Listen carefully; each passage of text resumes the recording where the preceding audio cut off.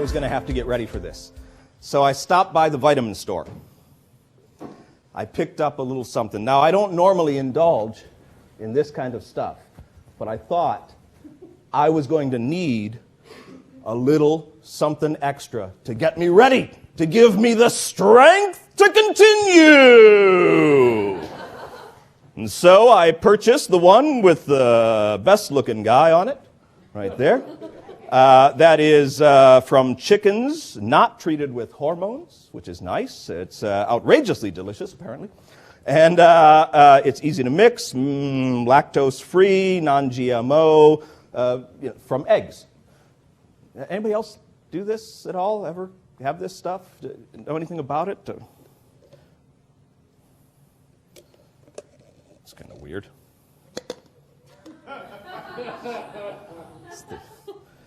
I mean, I could have just gone to the grocery store for a couple of eggs. Anyway, so I guess this is what needs to be done to get us prepared for the show. I'm not sure if this is the way to do it, but here we go.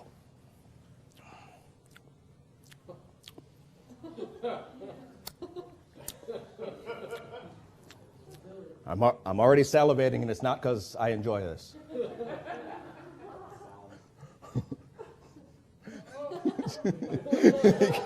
I just can't do it. I just can't. Anybody else want to have? Yeah, you do. No, you're not allowed to. We need you to keep everything down, if you know what I mean. This is not a good idea. All right, I'll tell you what. Here, look. This is what I normally indulge in. Yeah, it's just water. Yeah. Thanks, officer. That's all that is, just plain old ordinary water when you're in Mexico. And I can't even stand to look at this. No, seriously. I'm just going to leave this right over here. Okay? You know, it seems kind of a shame to waste those eggs, doesn't it? Yeah? Right? Yeah. What? Somebody could have eaten those. Yeah, you said could have ate those, but proper grammar, it's fine, it's fine. That's fine, don't worry about it. It's a magic show, anything can happen.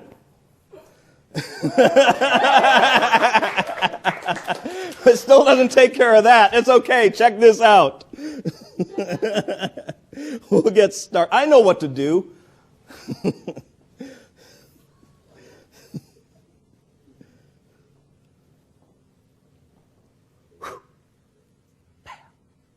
Oh, yeah. Well, that's one. Ah! Yeah! That's two of them. And I actually came prepared for just such an occurrence. We're going to save those for later. Make myself an omelet the way somebody should do it. The only problem is the cleanup.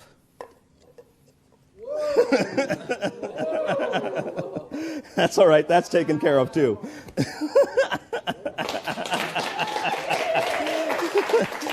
That's what I like. No mess.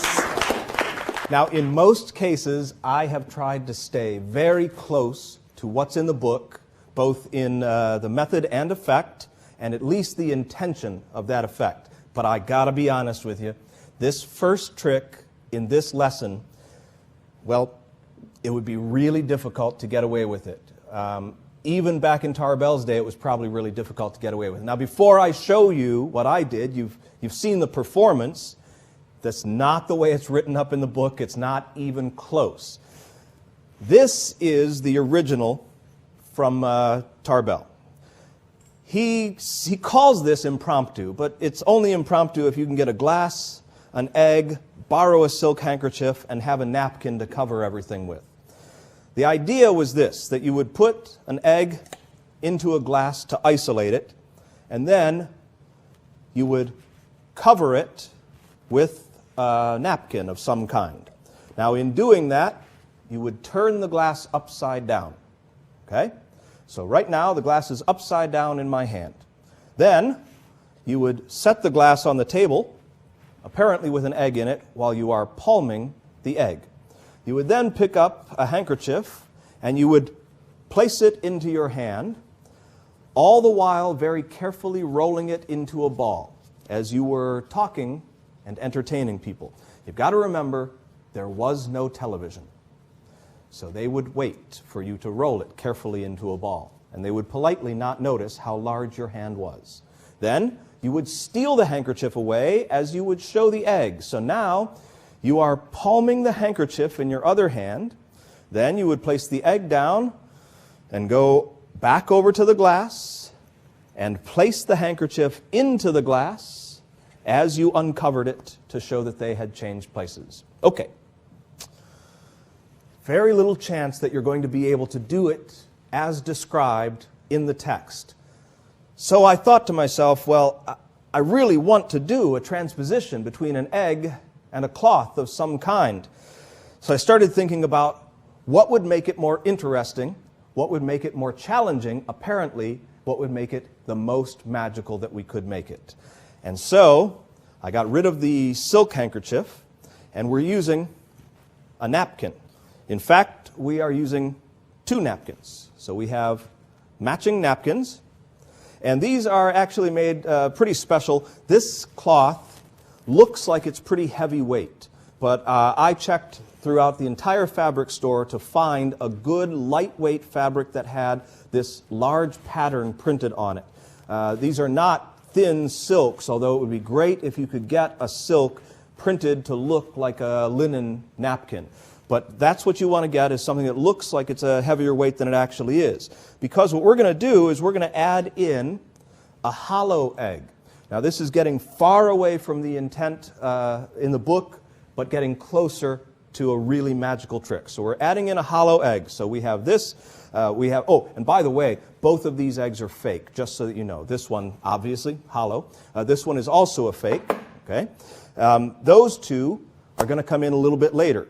But this has to be able to fit inside the egg, so that's a critical part. One of those has to fit into there.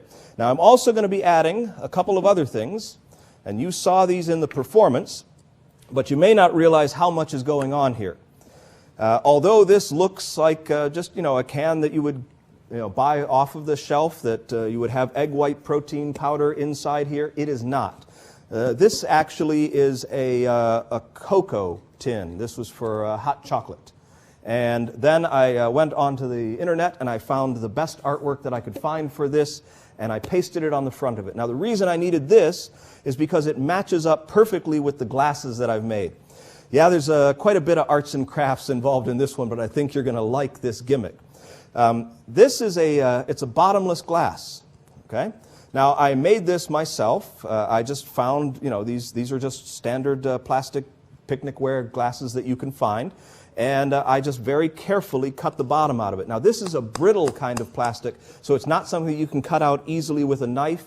You're going to have to use a Dremel tool or maybe a heated knife to cut this out nicely. It's also decorated at the top and the bottom with some silver tape, and the reason for that is because this glass, this is the same style. You can see from the bottom up that it's the same style, but the top of this has been cut off because this one fits into the other one to make a doubled glass. The inside one has a bottom on it, and then it also has a ring around the top of it. Now, it took me a while to find these glasses, so it's not necessarily something that's going to be really easy for you to make, but I want to show you what's possible with a little bit of ingenuity and a little bit of time and some arts and crafts. So what you do is you get a 3-inch metal macrame ring, and you find a glass that it fits into.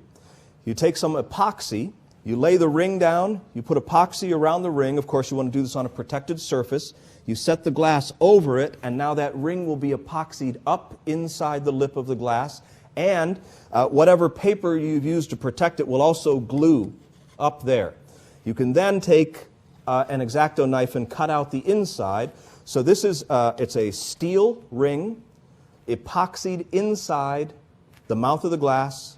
There is paper on the top of it, and then I took some silver, self-adhesive silver aluminum tape. It's the kind of stuff that's used to tape up ductwork. You can find it in pretty much any hardware store that you go into. And I finished the top of that. Now this one will never be seen exposed, so you can still see that there's some epoxy around the top. It doesn't have to look that clean. It just has to have the nice metal ring and the edge up at the top. Once that's put inside a normal glass, you then take the silver tape, you tape it all the way around the edge to conceal any of the extra glue marks that might be there. You tape it all the way around the bottom, and remember that one is a bottomless glass. Why all the extra work? Well, this can, like I said, is not as simple as it appears to be. If you look down in the bottom there, you can see that there's actually some fabric that's been put into the bottom. And that's because inside there are 6 neodymium magnets. They're equally spaced around the can in the bottom, underneath that piece of fabric that's been glued over them, and then silver spray paint sprayed on top of that. Here's what happens. Anything that's put inside that glass and covered with this disappears. It goes up inside that metal ring, attaches to those 6 magnets, and it stays up in there. And that is how you can get rid of a liquid just by covering it with this can. So that's pretty important. And it leaves behind, so that goes up inside there and it's gone, and it leaves behind a bottomless glass. So you can take something like this napkin, for example, and if it's carefully folded up, let me move my egg out of the way.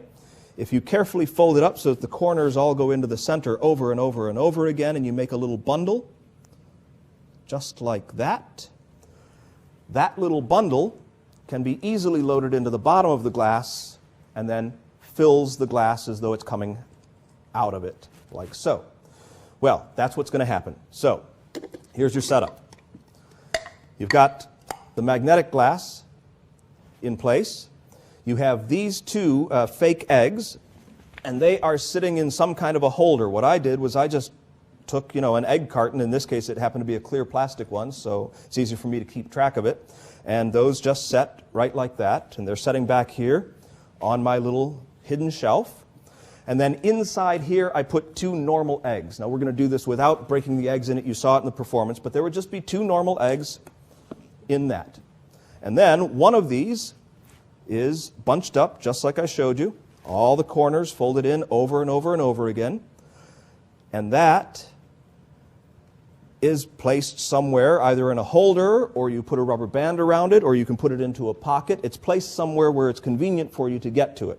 I just snap a rubber band around it, and I put it right here on my shelf. Now, I put that rubber band on in such a way that when I grab onto it, I can push the rubber band and it will pop right off. But for now, I'm going to leave it right here, ready to go. So when I start this whole thing, I have what appears to be a napkin that I just tuck into my shirt. And then I bring out the glass. I bring this out. There's the 2 eggs. I dump the 2 eggs out. That allows me to show this completely empty without having to say, look, I've got an empty can for no reason at all. So now I've got a joke to begin with, and I can break those 2 eggs into this glass, and I can throw everything in. The eggs, the shells, everything goes into this glass. Then I act like I'm, grossed out. I'm not going to drink it. And then all I have to do is I reach down. This napkin's still tucked in here. I reach down and I get this one secretly. I give a little push on the rubber band and it pops off, but it still stays in a bundle. And that hand comes up and holds this. So it's in position ready to go up into the glass. Then I'm going to cover this and set it aside. So as I push this into here, I push up and I let that outer glass drop down a little bit, and the cloth is now underneath the other glass that has been magnetically adhered to the top. That's all ready for the revelation at the end. So that's all just covered up and put onto the side like that. So when I come back here and I take this off, all I'm doing is I'm grabbing the hollow egg. And then I think, oh, I really should do something about that mess. And I start to push this into the hollow egg. That's simple. Push, push, push. And of course, this whole thing fits inside. So as soon as that goes in there, I get my hand in position to reveal it. My other hand just drops naturally, empty, obviously empty, down to my side. And that's going to get the second egg. So as soon as I show this one, I can bring up my other hand and I can do a split to show that both eggs have come back. Both of these eggs can be placed into a little container, and it's been there the whole time. They just go right back into the same container. Now, obviously, that one has a hole in it, so you can't show that. And all I have to do now is walk over here, lift this off. They assume this is empty, but it's carrying away all of the mess of the eggs. I take the glass, and I dump it. Out comes the napkin. I wipe it off, and we have our successful transposition of the eggs and the cloth.